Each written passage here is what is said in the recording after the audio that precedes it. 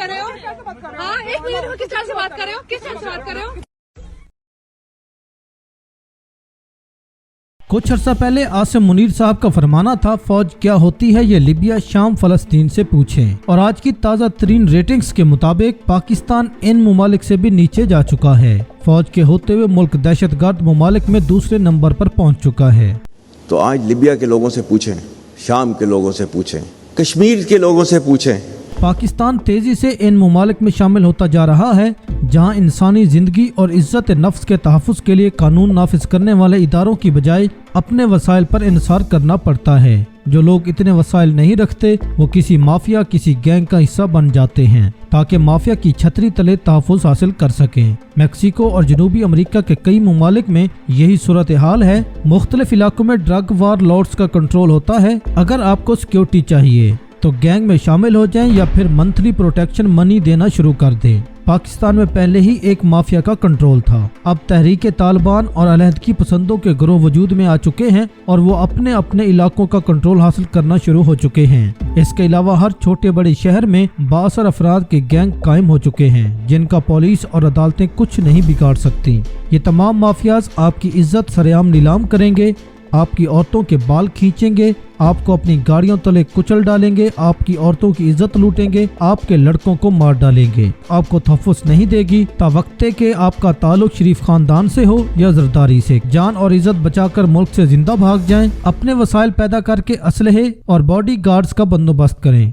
किसी गैंग का हिस्सा बन जाएं या प्रोटेक्शन हासिल करें। इस मुल्क में औरत सिर्फ मरियम नवाज है, इज्जत सिर्फ मरियम नवाज की है जिसके खिलाफ एक जुमला लिख देने से पीका एक्ट के तहत मुकदमा दर्ज हो जाते हैं। लेकिन लोगों की माओं, बहनों और बेटियों को घसीटा जाता है और आइन, कानून, मीडिया, पार्लियामेंट सब खामोश रहते हैं। ये बेहिस कौम अब आसमान से पत्थर बरसने का इंतजार करे। पाकिस्तानियों पर तशद्दुद के लिए अब वर्दी में होना जरूरी नहीं। अब कोई भी कहीं भी इस कौम को फेंटी लगा सकता है। औरतों को सरेआम ठुड्डे मारकर बालों से पकड़कर घसीटा जा सकता है। तमाशाई मौजूद है मगर जालिम का हाथ पकड़ने वाला कोई नहीं।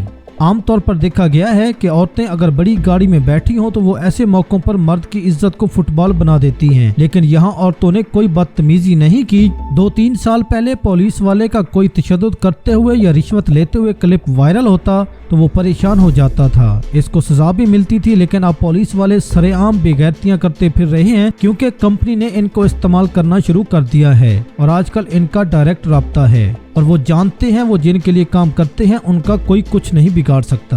वीडियो में मौजूद जो जानवर औरत को घसीट रहा है उसमें और जो मर्द हजरात इतराफ में खड़े तमाशा देख रहे हैं इनमें कोई फर्क नहीं है। हमारे मुनाफिक मुआशरे के नाम निहाद मर्दों की मर्दानगी भी सिर्फ औरत के खिलाफ नजर आती है क्योंकि औरत कमजोर और इजी टारगेट है। जब भेड़ियों के मुंह को इंसानी खून लग जाए फिर वो जानवरों का नहीं इंसानों का शिकार करते हैं। चादर चार दीवारी का तकद्दुस पामाल करके लोगों की माओं, बहनों और बेटियों को घसीट कर इस मुल्क में जो हलाशेरी दी गई है इसके नतायज सामने आना शुरू हो चुके हैं। अब यहाँ किसी की बहन बेटी महफूज नहीं रही। वीडियो में ये है वो शख्स जो सरेआम औरतों को घसीट रहा है। आखिर कौन है ये शख्स? इतलात के मुताबिक ये वीडियो इस्लामाबाद थाना मारगला की हदूद की है। वीडियो में साफ देखा जा सकता है कि कैसे खवातीन पर तशद्दुद किया जा रहा है। हमारी कौम में एक आदत सी बन चुकी है तमाशबीन बनने की, महज तमाशा देखने की। खुदा न खास्ता अगर कोई हादसा हो जाए तो हम फौरन जमा हो जाते हैं। अगर दो लोग आपस में झगड़ रहे हों तो हम हजूम बनाकर खड़े हो जाते हैं। अगर कोई किसी को मार रहा हो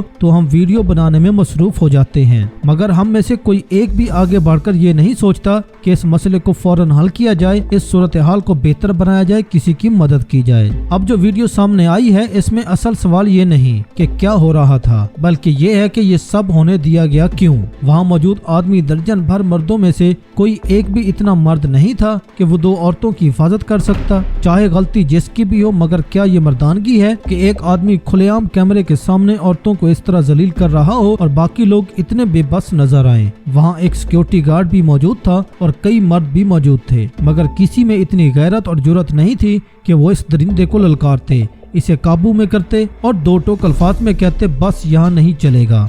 अब एक लम्हे के लिए, सिर्फ एक लम्हे के लिए सोचें, अगर यही सब आपकी अपनी माँ, बहन, बेटी या बीवी के साथ हो रहा होता, अगर वो किसी ऐसे हजूम में खड़ी होती जहाँ कोई इनकी मदद को न आता, अगर वो चीखती मगर लोग सिर्फ तमाशबीन बनकर खड़े रहते, कैसा महसूस होता आपको?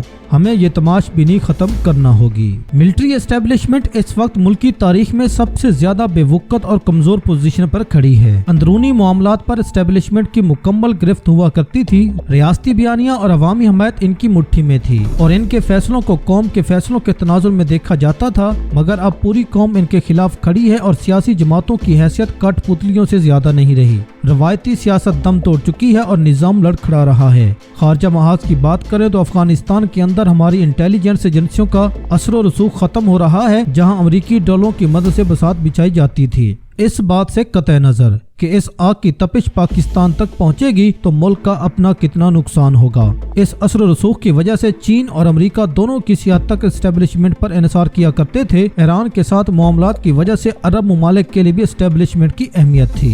आज हालात ये हैं कि खित्ते के ममालिक एस्टेब्लिशमेंट पर भरोसा करने को तैयार नहीं। रूस और चीन का एतमाद तो एस्टेब्लिशमेंट पे सदियों में भी बहाल नहीं हो सकता। अफगानिस्तान में माहौल गर्म है और वहाँ से मिलिट्री इंटेलिजेंस माइनस हो रही है। तमाम गिरोह अब मुत्तहिद होकर कार्रवाइयाँ कर रहे हैं। अफगानिस्तान का बॉर्डर भी आग उगल रहा है। नई आलमी सफबंदी में अरब ममालिक को इनकी जरूरत नहीं रही। चीन इन पे अब सी पैक की हिफाजत के लिए एतमाद नहीं करता और मुसलसल हमलों के बाद मंसूबे रोक चुका है। चीन की जानिब से तो ईरान में बराह रास्त सरमायाकारी हो रही है और मुतबादिल रूट्स पे काम हो रहा है। CIA ने अपनी वक़्त और ज़रूरत साबित करने के लिए एबटाबाद के बिन लादेन की तर्ज के एक फॉल्स फ्लैग ऑपरेशन के जरिए पाकिस्तानी फौज की हिरासत में मौजूद एक मामूली दहशतगर्द को अफगानिस्तान में अमरीकी फौजियों पर होने वाले मशहूर हमले का सरगना करार देकर और अफगानिस्तान में ISI के साथ मुश्तरका ऑपरेशन का शोशा छोड़कर ट्रंप के हवाले किया, जिससे ट्रंप को मीडिया स्टंट करने का मौका मिल गया। इस कोशिश के नतीजे में ट्रंप की नज़र में CIA ने अपनी और ज़ेली एजेंसी ISI की अफगानिस्तान में अहमियत जाहिर करने की कोशिश की है, जो किसी जंग की अदम मौजूदगी में ज्यादा सूदमंद साबित नहीं हो सकती। मासवाए इसके के इस पे पाकिस्तानी हुकूमत का शुक्रिया अदा किया गया, जो इस कहानी की मजबूती के लिए जरूरी थी। कुल मिलाकर खित्ते में उभरती नई तब्दीलियों, पेशबंदियों और खारजा महाज पर बिछाए जाने वाली नई बसात में पाकिस्तानी एस्टेब्लिशमेंट अब कहीं किसी कोने खुदरे में भी नजर नहीं आती।